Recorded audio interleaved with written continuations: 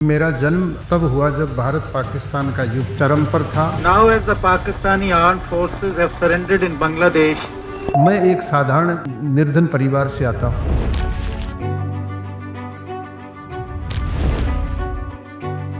जब मैंने होश संभाला, मैं उनको वर्दी में देखता था। मेरे मन में बचपन से ये लगा कि मुझे इस तरह वर्दी पहन करके एक दिन सेना में जाना है। बोरिया बिस्तर लाद करके जंगल में रहे, आतंकवादियों को ढूंढ ढूंढ करके निकाला। एक हिंदू परिवार सिंगल हमने प्लान नहीं करने दिया, ये हमारी उपलब्धि रही। उस वक्त वहां से फायर आए, मशीन गनों के फायर आए, लेकिन वो पूरा पहाड़ आज भी हमारे देश के साथ में। कभी मैंने बुलेट प्रूफ जैकेट नहीं पहने मेरी सेवा के। अब तक 21 परमवीर चक्र मिले, जिसमें से 2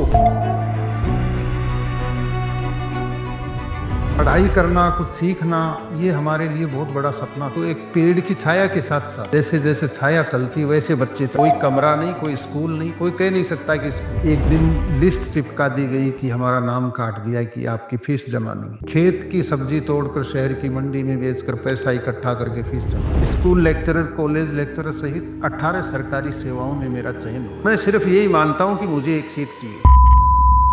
नमस्कार दोस्तों, आज के पॉडकास्ट में हम मिलने वाले एक ऐसे व्यक्ति से जिन्होंने अपनी ज़िंदगी का एक बहुत ही बड़ा हिस्सा जो है देश की रक्षा में समर्पित किया है। इंडियन आर्मी के शानदार सफ़र के बाद में उन्होंने एजुकेशन फील्ड में भी अपना वर्ल्ड रिकॉर्ड बनाया है।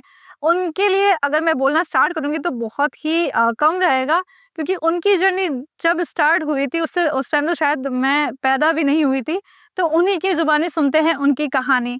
तो मिलते हैं आज हम एक बेहतरीन सोल्जर और एजुकेशन के फील्ड में बहुत सारे वर्ल्ड रिकॉर्ड, इंटरनेशनल और नेशनल रिकॉर्ड बनाने वाले professor and doctor Dashrath Singh Shekhawat ji से। नमस्ते sir. Thank you so much ma'am.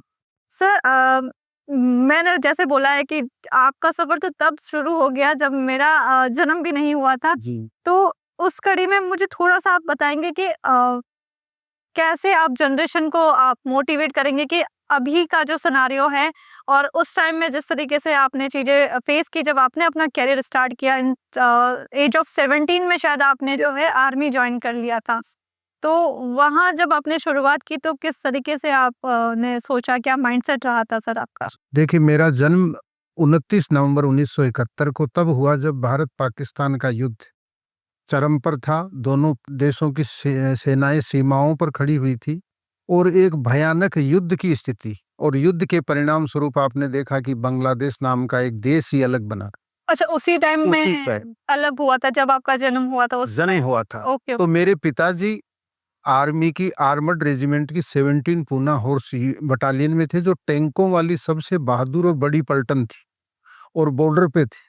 और उस पलटन में 2 परमवीर चक्र हैं। हमारे भारत में अब तक 21 परमवीर चक्र मिले, जिसमें से 2 उसी एकमात्र बटालियन में, जिसमें आपके फादर मेरे पिताजी थे। ओके। हाँ, और मेरे पिताजी ने 1962, 1965 और 1971 का भारत पाक युद्ध लड़ा। और वो एकमात्र ऐसी बटालियन है जिसको फक्र हिंद के नाम से जाना जाता है।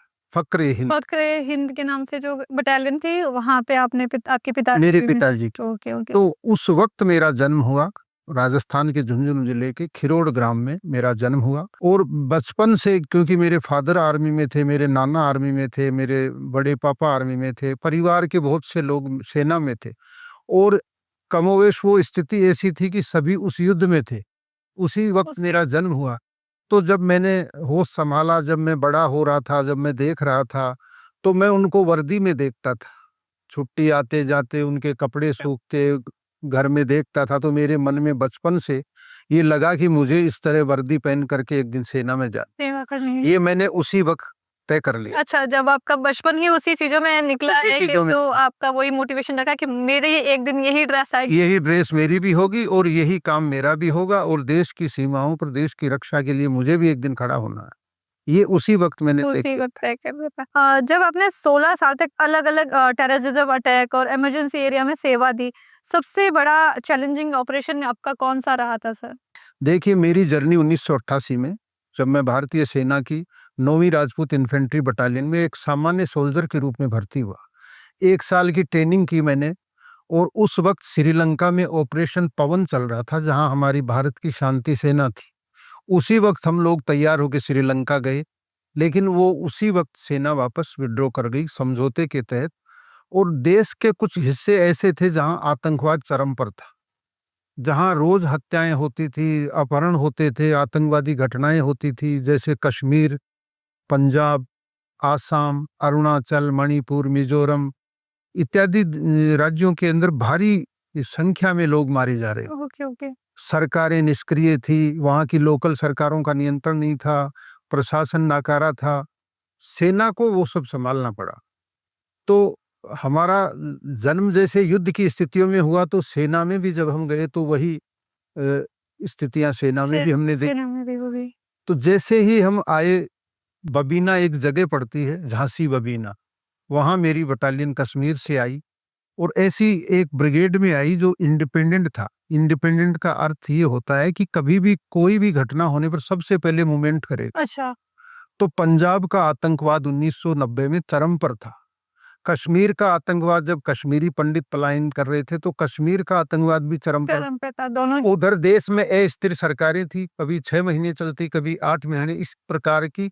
मुझे लगता है उस साल 2 साल के पीरियड में 6-7 प्रधानमंत्री आए गए। Okay okay. 1990 की बात करें, 1989 से 92 के 92 के बीच में 3-4 सालों में। 3-4 सालों में। तो उस अस्थिरता का फायदा उठाकर हमारे जो पड़ोसी दुश्मन देश थे, उन्होंने उस अस्थिरता का फायदा उठाकर आतंकवादी गतिविधियां बढ़ा दी, जिससे उस राज्य का, जहां कश्मीर है, आसाम है, अरुणाचल है, नागालैंड है, मणिपुर है, वहां हमारे जो निरीह नागरिक हैं, जो मासूम नागरिक है, वो मारे जाने लगे। तो केवल मात्र एक सेना ऐसी संस्था थी जिसे वो संभालना पड़ा। तो कश्मीर का डोडा एरिया ऐसा था जो सबसे ज्यादा आतंकवाद की आग में जल रहा था, क्योंकि कश्मीरी पंडितों ने 93 तक कश्मीर छोड़ दिया, पलायन कर गए। पलायन। और उस रक्त रंजित वीरान घाटी को देखकर ये लगता था कि यहाँ दोबारा इस देश का मूल नागरिक नहीं नहीं आ सकता। इस देश का बाकी हिस्सों का नागरिक यहाँ आ ही नहीं सकता। ऐसी स्थिति में हिंदू लोग बहुतायत में जम्मू कश्मीर के डोडा में थे। तो हम राष्ट्रीय राइफल का हिस्सा बनकर के 95, 96, 97, 98 तक 4 साल रही। अच्छा, वही हमें यही हमने जी पूरा टाइम वही। पूरा टाइम। उसी वक्त केंद्र में वाजपेयी जी के नेतृत्व में एक मजबूत सरकार आई और उस सरकार ने एक निर्णय लिया कि यहाँ जो हिंदू चला गया वो तो चला गया, उसका भी वापसी का प्लान बनाया जाएगा, लेकिन जो है वो नहीं जाना चाहिए। तो मैं 10th राष्ट्रीय राइफल में था, 1000 लोगों की बटालियन थी, और बटालियन के जो अफसर थे, जवान थे, उन्होंने उस चीज को चैलेंज के रूप में लिया और किसी एक परिवार को भी पलायन नहीं करने दिया। आज भी कश्मीर के डोडा डिस्ट्रिक्ट के अंदर जो सबसे बड़ा जिला है, एक तरफ श्रीनगर से लगता है, दूसरी तरफ हिमाचल प्रदेश के चंबा जिले से लगता है, एक हिंदू परिवार सिंगल हमने पलायन नहीं करने दिया। ये हमारी उपलब्धि रही है। बहुत सर, उसके लिए कितना माइंडसेट, कितना काम सबने किया। पूरी सेफ्टी है। पूरे 1000 लोगों की बटालियन ने अपनी छुट्टियां छोड़ी, अपना सुख छोड़ा, बोरिया बिस्तर लाद करके जंगल में रहे, आतंकवादियों को ढूंढ ढूंढ करके निकाला, आत्मसमर्पण कराया, मुख्य धारा में लाए, जो भी संभव हो सका किया, लेकिन आतंकवादी घटनाओं पर पूरी तरह विराम लगाया। सर, इसी कड़ी में एक आपने बताया कि कारगिल का, जैसे अपन बात करते हैं 1999 में जो कारगिल वार हुआ था पाकिस्तान के साथ में, है ना, उसमें आप लोगों के साथ में जो राजपूत टेकड़ी पे आपने जो जीत पाई थी आप सभी ने, तो उसकी एक जो यादगार पल जो आज आप याद करते हैं तो खुशी होती है उस चीज को देख करके, क्या रहा? देखिए, जैसे ही मेरा डोडा में टर्नओवर हुआ, उसके बाद क्योंकि मेरा काम ऐसा था कि मुझे 1 साल का और वहाँ एक्सटेंशन हुआ, वैसे ही मार्च 98 में मैं कश्मीर के उड़ी सेक्टर में गया, जहाँ मेरी मूल बटालियन थी, और 99 के जनवरी फरवरी में वो कारगिल युद्ध की सुगबुगाहट शुरू हो गई थी, और संभवतः 28-29 मार्च को ऐसा लगने लगा था कि अब युद्ध की विभीषिका मंडरा रही है। हालांकि युद्ध बाद में शुरू होता है, लेकिन उसके जो एक तरह से क्या कहना चाहिए कि युद्ध के हालात दिखने लग जाते हैं। हाँ, कि ये युद्ध होके रहेगा। फिर- हालांकि सरकारों ने टालने का प्रयास भी किया, अंतर्राष्ट्रीय स्तर भी ऐसी व्यवस्था हुई कि युद्ध ना हो, लेकिन वो युद्ध हुआ। तो जब युद्ध हुआ तो सर्दियों के अंदर सेना वहां की पीछे हटती है, भारत की हटती है, समझौते के तहत उस साल कुछ ज्यादा हटी, तो ज्यादा हटी, हमारी सेना भी ज्यादा हटी। अब धोखे से पाकिस्तान की सेना हमारी सेना की छोड़ी हुई जमीन में आ गई। और पक्के बैंकर बना के बैठ। अब जब अप्रैल के महीने में, मई के महीने में लगता है कि अब वापस हमें बॉर्डर पे मूल अपनी जगह पे जाना चाहिए, पूर्व निर्धारित जगह पे हमें पुनः स्थापित होना चाहिए, उस वक्त वहां से फायर आए, मशीन गनों के फायर आए, बड़ी बड़ी मशीन गनें वहां चलने लगी, तोपों के गोले आने लगे। तो ये लगा कि ये घुसपैठ ये तो नहीं हो सकती। वो थी सेना वहां की। फिर हमारी सेना एडवांस करती गई, ऊपर के आदेश मिले, उससे कहीं आगे जाकर के एक पूरा पहाड़ हमने कब्जे किया जिसका नाम राजपूत राजपूत टेकड़ी, टेकरी रख- और आज भी वो भारत के पास है। और वहां की सेना को खदेड़ा। ये अलग बात है कि हमारे कई साथी शहीद हुए, कई जख्मी हुए, बड़ी कुर्बानियां दी, लेकिन वो पूरा पहाड़, वो हमारी खोई हुई जमीन आज भी हमारे देश के साथ में है। वही है कि हर जंग में सैनिक तो जाते ही जाते हैं, पर देश के लिए कुछ ना कुछ अपना करते जाते हैं, देते जाते हैं। जैसे आर्मी लाइफ ने जो है अपनी पर्सनालिटी सोच को जो बदला है, वो तो आपने जैसे पूरा इस जर्नी में जो बताया अभी तक में कि बहुत एक छोटी सी लाइन में अगर आप इसको डिस्क्राइब करेंगे कि आर्मी में जाने के बाद में जो आपने एजुकेशन फील्ड में जो आपने चूज करना या फिर इसमें रिकॉर्ड बनाए, ये जो भी चीज़ है, वो परंपरा आपने कहाँ से शुरुआत की थी, उसकी कहाँ से स्टार्टिंग हुई थी सर? देखिए, मैं अपने परिवार की तीसरी पीढ़ी का सैनिक हूँ। मेरे परिवार में कोई पढ़ा लिखा नहीं था और ऐसा गांव में कोई माहौल भी नहीं था, और ये कभी हमने नहीं सोचा कि हमारा कोई वर्ल्ड रिकॉर्ड ही बने। मैं एक साधारण निर्धन परिवार से आता हूँ। मेरे पिता सामान्य सैनिक ही थे। 40 आदमियों का एक परिवार चलाने की जिम्मेदारी थी। तो पढ़ाई करना, कुछ सीखना, ये हमारे लिए बहुत बड़ा सपना था। जब 50 साल पहले हम सेना में जाने से पहले जब स्कूल की बात करते हैं, तो स्कूल में हमारा दाखिला बड़ी मुश्किल से हुआ। और मेरे स्कूल की बात करूं तो एक पेड़ की छाया के साथ साथ, जैसे जैसे छाया चलती वैसे बच्चे चलते। कोई कमरा नहीं, कोई स्कूल नहीं, कोई कह नहीं सकता कि स्कूल। ऐसे स्कूल से मैंने अपनी शिक्षा का सफर शुरू किया, और यहाँ से लेके 10th तक की मैंने गांव में मेरी पढ़ाई पूरी की। कभी मैं फेल नहीं हुआ, अच्छे मार्क्स आते थे और मैं पढ़ता गया, घर का काम भी करता गया। हमारे जमाने में कहावत थी कि नो नॉलेज विदाउट कॉलेज, कि कॉलेज अगर नहीं गए तो आपकी पढ़ाई बेकार। लेकिन जाएं कैसे? एक तो 13 किलोमीटर दूर कॉलेज, घर पे आर्थिक स्थिति ऐसी नहीं थी कि हम फीस जमा करें। तब भी कुछ दोस्तों के साथ हमने एडमिशन लिया। एक दिन लिस्ट चिपका दी गई कि हमारा नाम काट दिया कि आपकी फीस जमा नहीं है। एप्लीकेशन लिखकर हम प्रिंसिपल से मिले तो उन्होंने 10 दिन का टाइम दिया। अब पैसा उस जमाने में नहीं होता था। खेत की सब्जी तोड़कर शहर की मंडी में बेचकर पैसा इकट्ठा करके फीस जमा। उसके अगले ही साल सेकंड ईयर में पढ़ते हुए हम सेना में चले गए। ओके, सेकंड ईयर में आपने ज्वाइन कर लिया था, एडमिशन ले लिया, एडमिशन ले पढ़ाई चलने लगी, और यही सितंबर महीना था। 23 सितंबर को एक भर्ती में हम चले गए। दौड़ हुई, 1000 से ज्यादा लोग ग्राउंड पे उतारे गए, और 4 चक्कर में पहला चक्कर जब चौथा चक्कर जब मैंने पूरा किया तो मेरे से पिछले और उसके बाकी लोगों ने तीसरा पूरा किया जब मैंने चौथा पूरा कर दी। अच्छा, पूरे एक चक्कर का डिफरेंस होते ही पहला मुझे वहीं कि आप भर्ती हो। भर्ती हो जाओ तो ऐसे करके मेरी भर्ती उसी एक चक्कर में पूरी है। हो गई। तो मैं हमेशा एक सिद्धांत लेके चलता हूँ कि फर्स्ट अमोंग इक्वल्स, समकक्षों में प्रथम।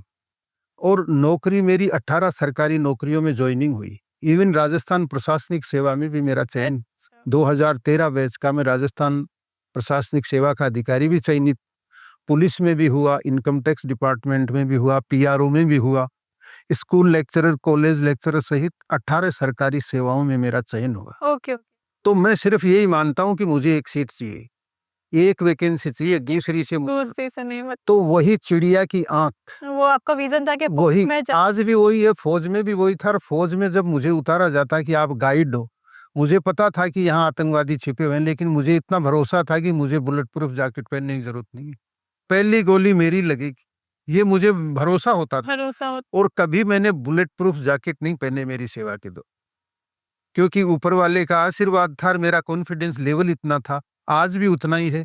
बिना पढ़े मैं एग्जाम में बैठता हूँ और अच्छे 80+ % से मैं पास होके आता। तो बहुत मुश्किल है सर, जो बच्चे पढ़ जाते हैं, पूरा पूरा दिन पढ़ते हैं, फिर भी डिप्रेशन में आ जाते हैं कि मार्क्स आएंगे या नहीं आएंगे। अब जैसे कि आर्मी के रिटायरमेंट के बाद में जो है आपने एजुकेशन फील्ड में थोड़ा और आपने उसकी तरफ जाना करा है ना, तो आपको जब मिला था most qualified soldier of India, तो उस टाइम में आपने क्या फील किया था, लाइक क्या का मन उस रहा था? देखिए राजस्थान के अंदर पहले डिग्रियां नहीं मिलती थी, प्रोविजनल डिग्री मिलती। तो 2014 में यहाँ एक गवर्नर साहब आए, कल्याण सिंह। अच्छा, उन्होंने यूनिवर्सिटी के लिए आदेश निकाला कि सबको एक कन्वोकेशन सेरेमनी के तहत डिग्रियां दी जाए। डिग्री मिल जाएगी, हम्म। हाँ। तो डिग्रियां प्रिंट होके आई, तो मेरी 11 डिग्री एक साथ आई अच्छा, 2014 में ही आपको डिग्री 2014 में। उससे पहले नहीं मिली? तो मुझे फोन आया यूनिवर्सिटी से कि साहब 11 लोगों की डिग्री आपके नाम से प्रिंट हो गई, हाँ, तो आप आकर के हमें थोड़ा इसका क्लियर करें। क्लियर करें। मैंने कहा कि औरों की नहीं, ये मेरी अपनी है, इसके सारे रिकॉर्ड, सारे एविडेंस, सारे प्रमाण मेरे पास। तो मैं लेकर पहुंचा, तो वो लोग बोले साहब ये कैसे हो सकती है। तो मैंने दिखाया कि ये ऐसे हो सकती है कि सबके फॉर्म भरे हैं, एडमिट कार्ड हैं, पेपर हैं, सबका सब कुछ। तो बोले साहब ये 11। मैं बोला ये 11 तो आपके यहाँ से है, इंडिया की और 23 यूनिवर्सिटी से। सेम टाइम पे और उसी टाइम से उससे पहले, उसके बाद, उसके बाद वो तो लगभग वही आई टाइम का रहा, वो तो कुछ ड्यूरेशन की डिग्रियां। ड्यूरेशन का डिग्री थी। तो उसमें डिग्री भी है, डिप्लोमा भी है, पीजी डिप्लोमा है, सर्टिफिकेट कोर्स है, बीएड है, बीजेएमसी है, बीलिब है, इस तरह के कोर्स है जिसमें रेगुलर और कोर्सपोंडेंस। कॉरस्पॉन्डेंस। तो वो बोले साहब ये तो रिकॉर्ड हो सकता है। मैं बोला सर मैं तो रिकॉर्ड के लिए नहीं पढ़ रहा, मैं तो सीखने के लिए, अपने आप को तराशने के लिए, और मेरा काम सेवा का है, तो सेवा में मेरी शिक्षा काम आ जाए कि मैं लोगों के साथ खड़ा होता हूँ। Being a lawyer in high court, तो मेरे साथ ये शिक्षा से जो सीखता हूँ ये चीज काम आती है, मेरे नॉलेज को अपडेट करने में काम आती है। सोशल वर्क में लोगों की हेल्प। सोशल वर्क करता हूँ, सोशल वर्क के तहत ही मैं कोर्ट में खड़ा होता हूँ कि लोगों को न्याय दिलाऊं। यही मेरा एक सोच है, यही मेरा जज्बा है, यही मेरा एक ध्येय है। तो उसमें स्पेशलाइजेशन और नॉलेज आपका तभी प्रासंगिक है, तभी रिलेवेंट है जब वो अपडेट होता रहे। अगर 10 साल पुराना नॉलेज आपका प्रासंगिक रिलेवेंट नहीं होगा, क्योंकि अब एआई का युग आ गया, चैटबॉट का युग आ गया। 10 साल पहले कंप्यूटर चलते थे, सिंपल इंटरनेट, मोबाइल, और 10 साल के बाद क्या होगा, आपको उसको अपडेट करना, अपग्रेड करना होगा, तभी वो आपका रिलेवेंट होगा सोसाइटी के लिए, अपने लिए, सरकार के लिए, आने वाली पीढ़ियों के लिए। जैसे आपके लिए मैंने ये भी सुना है सर कि बहुत से ऐसे केसेस है जो आपने लड़े हैं, जिसका कि आपने कोई भी नॉर्मल फीस भी नहीं लिए हैं आपने, तो वो आप इस तरीके से करना क्या प्रेफर कर रहे हैं? किस तरीके से आप अपने आप को एग्जाम्पल सेट कर रहे हैं, या फिर लोगों की मदद करना ही आपका मेन मोटिव है? देखिए मैं ऐसी क्षेत्र से आता हूँ जहाँ देश के सर्वाधिक सैनिक रहते हैं। मैं जो राजस्थान के शेखावाटी बेल्ट से आता हूँ, झुंझुनू जिले से आता हूँ, जहाँ हर घर में आधे मेंबर हर घर के सैनिक होते हैं। रिटायर कह लीजिए, ऑन ड्यूटी कह लीजिए, या सेना में जाने वाले सैनिक कह लीजिए। उनको शासन प्रशासन सरकारों से बहुत कुछ मिलना चाहिए, मिलता है, लेकिन उन्हें ज्ञान नहीं होता। ज्ञान नहीं होता है। वो उसका कारण है कि 17 साल 18 साल की उम्र में वो गांव घर बार छोड़कर देश सेवा, देश सेवा में चले जाते हैं। 30 साल की सेवा करके, 20 साल की सेवा करके जब वो आते हैं, उस चीज से अनभिज्ञ रहते हैं, इनोसेंट। इनोसेंट है। उसके बाद उनके साथ बड़ी ज्यादतियां होती। वो चीजें बचपन से मैंने देखी, भोगी, उनको जिया मैंने, लोगों को चीज के लिए तरसते देखा। तो मैंने ये तय किया कि इनको तरसना ना पड़े, जो चीज आपने फेस करी है वो किसी और को ना करनी पड़े। अगर देश की सेना में कोई शहीद हुआ है, उसे सुविधाएं लागू है, तो वो मिलनी ही चाहिए, मिलती नहीं। मिलते हैं। नेता, सरकारें उन्हें तरस आती है कि आप ये बताओ कि आप हमारे साथ जीवन भर रहेंगे, आपके लोग हमारे साथ, तब आपको ये मिलेगी। ओके। तो मैंने न्यायपालिका का रास्ता इसलिए चुना कि मैं रिट याचिका के तहत माननीय न्यायालय के समक्ष वो रखूं कि एज पर दिस रूल, इसको ये लागू है और ये मिलनी चाहिए। तो वो मिलती है। ऐसे कई केस है, जैसे अभी एक हमारे सैनिक हैं, अलवर के हैं, सूबेदार साहब हैं, ज्ञान सिंह आर्य जी, जिनको 2 अवार्ड मिले हैं भारत की सेना में। सेना मेडल मिला है, शौर्य चक्र मिला है। उन्हें राजस्थान सरकार की स्कीम, जिसके तहत 25 बीघे जमीन लागू, एक यूआईटी अलवर में मकान मिलना था, तो दोनों के लिए हमने रिट याचिका लगाई। तो मकान के लिए आदेश हो गया, जमीन के लिए भी होना तय है, क्योंकि लागू है तो मिलेगा नहीं मिलना है। इस तरह के 2500 केस फ्री ऑफ कॉस्ट आज भी सैनिकों के लिए, उन निर्धन लोगों के लिए हमारे दरवाजे 24 घंटे खुले हैं, कभी भी किसी को ये लगता है कि उनके साथ अन्याय हो रहा है, वो हमारे पास आ सकते आपके हैं। पास हमारी पूरी एक टीम है, उनके साथ खड़ी मिलेगी। खड़ी मिलेगी आपकी। That's very good.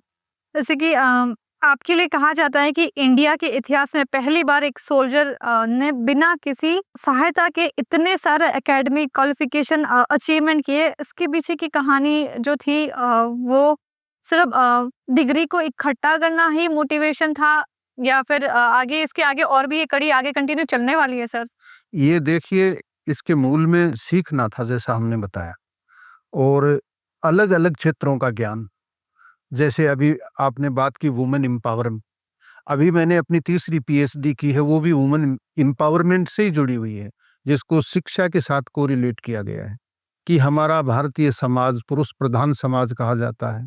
महिलाएं घूंघट में रहती है, निर्णय लेने में उनका पार्टिसिपेशन ही रहता है। मिलता है। कहीं भी घर की चीज़ों में, सरकार की चीज़ों में, अभी जैसे अंतर्राष्ट्रीय स्तर पर बताया जाता है कि भारत की आधी आबादी विकास से अभी भी अछूती है, दूर है। इसलिए क्योंकि शिक्षा का स्तर महिलाओं में आज भी कम है। लोग बच्चियों को पढ़ने के लिए भेजना नहीं चाहते। अब 5 साल से थोड़ी स्थितियाँ सुधरी है, बेहतर हुई है। तो मैंने पढ़ाई इसलिए की कि मुझे देखकर लोग ये सोचें कि जिसका काम पढ़ना नहीं था, जिसका काम काम बंदूक नहीं चलाना हाँ। था, वो यदि कलम चला रहा है, तो हमें क्या दिक्कत तो हो वही है सकती है? कि शस्त्र से कलम तक का जो आपका सफर शस्त्र और शास्त्र सर का जो कॉम्बिनेशन मेरे द्वारा किया गया, वो एक उदाहरण पेश वो करने के लिए कि कल को मैं रहूं ना रहूं, इस धरती पर मेरे पैरों के निशान आने वाली पीढ़ियों को दिखने वो सर अभी भी बहुत दिखते हैं क्योंकि आप जिस तरीके से मोटिवेशन आज की जनरेशन के लिए एक एग्जाम्पल सेट करके रखा है जो कि छोटी-छोटी चीज़ों में ही अपने आप को डिप्रेशन कर देते हैं कि दूसरा, मुझे कभी स्कॉलरशिप लागू नहीं, फेलोशिप लागू नहीं, मुझे आरक्षण लागू नहीं, मुझे स्पेशल प्रिविलेजेज और राइट्स लागू नहीं। राइट्स मैं अपने कमाई का कुछ हिस्सा अपनी पढ़ाई पे लगाता हूँ।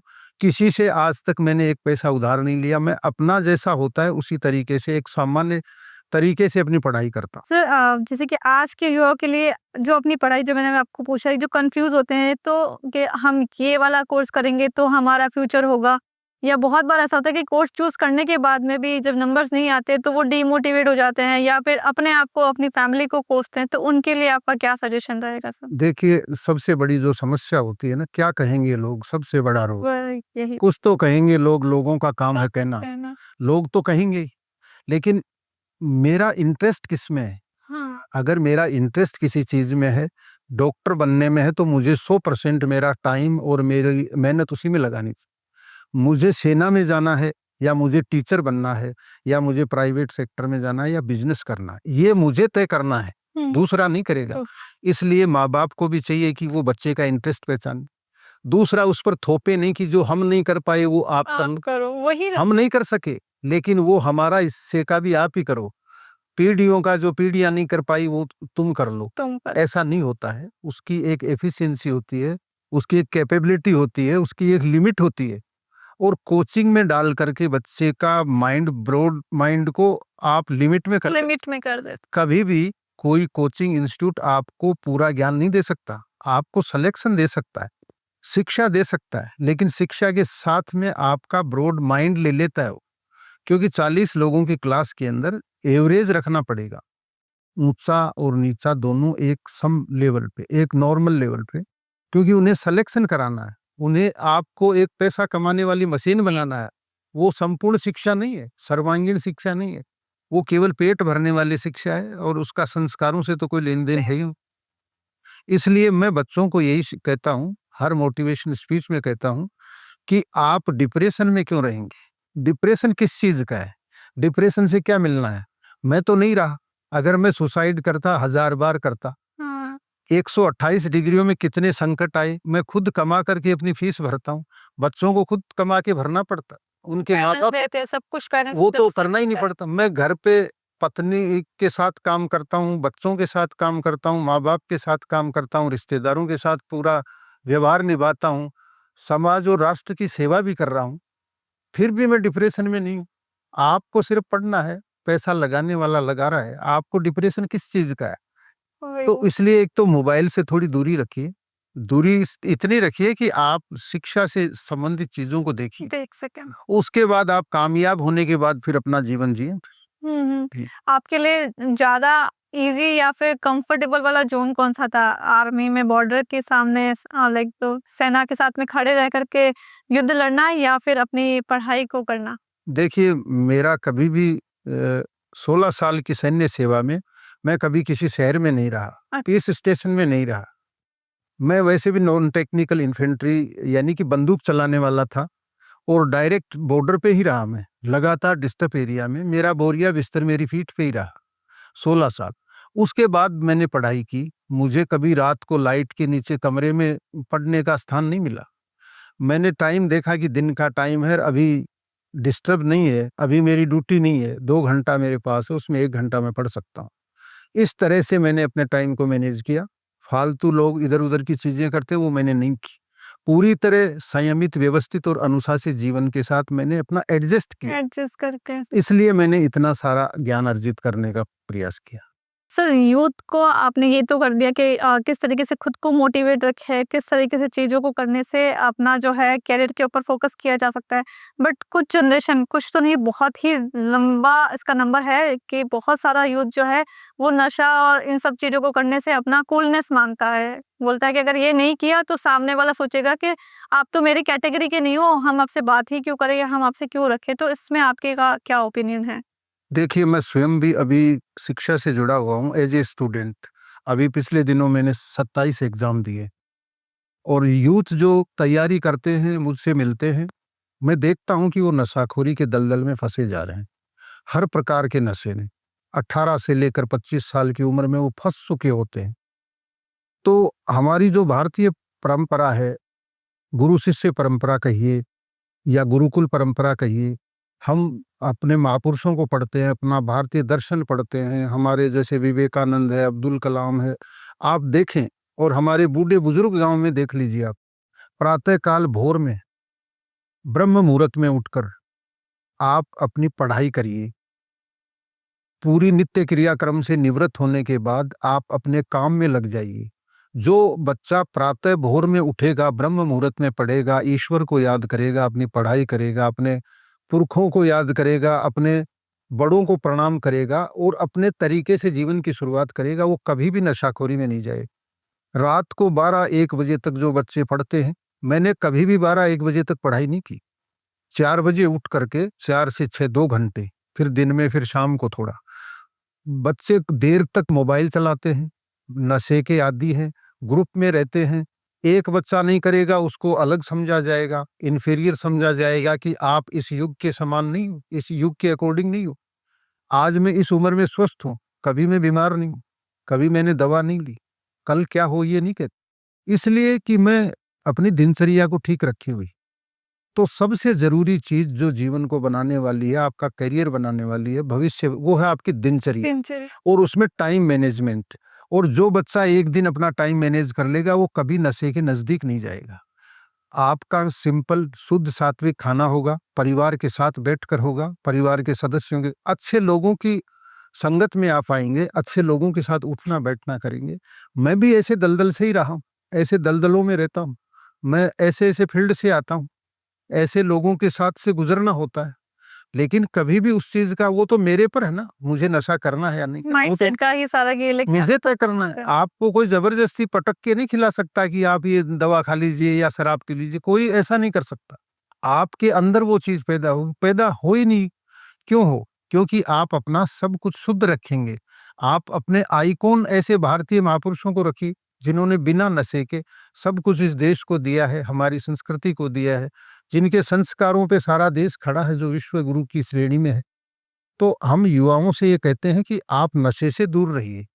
ये किसी रोग की दवा नहीं है नशा।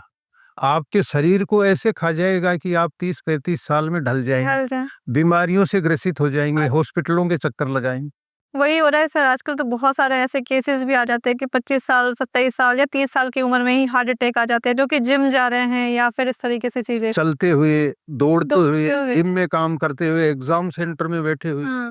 तो ये सिर्फ अपने खान-पान के कारण, अपनी अव्यवस्थित दिनचर्या के कारण कि हमने अपने पर ध्यान नहीं दिया। दुनिया के बारे में हम खूब चिंतित हैं, लेकिन अपने को नहीं समझ पाई। और जो अपने को समझ लेगा, अपने पर नियंत्रण कर लेगा, तो उसकी सारी दुनिया बस में हो जाएगी। तो दोस्तों, ये थी प्रोफेसर डॉक्टर दशरथ सिंह शेखावत जी की छोटी सी कहानी, जो छोटी सी झलकी हमने दिखाई है, आगे आने वाले एपिसोड में हम इनकी पूरी जर्नी को और भी सुनना चाहेंगे। तो सिर्फ बॉर्डर पे नहीं बल्कि एजुकेशन के मैदान पे भी इन्होंने झंडे गाड़े हैं। अगर आपको ये कंट्रोवर्शियल पसंद आई हो तो पॉडकास्ट को जरूर शेयर करें। बने रहिए हमारे साथ में आगे इसी इंस्पिरेशन कहानियों के साथ में। जय हिंद, जय भारत।